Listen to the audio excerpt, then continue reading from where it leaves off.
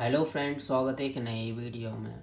अगर आपके पास भी पोको C85X5G है और आपको भी अपने फ़ोन में डार्क मोड को इनेबल और डिसेबल करना है तो कैसे आप कर सकते हैं।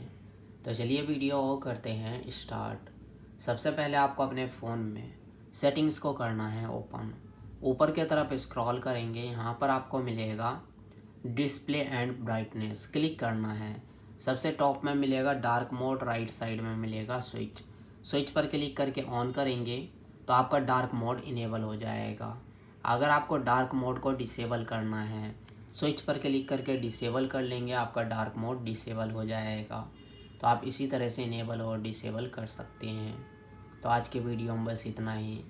और आपको फ़ोन से रिलेटेड, ऐप से रिलेटेड, गेम से रिलेटेड कोई भी जानकारी चाहिए तो आप हमें कमेंट्स करके बता सकते हैं। नहीं तो वीडियो प्लेलिस्ट में जाकर आप वहां से भी प्रॉब्लम को सॉल्व कर सकते हैं।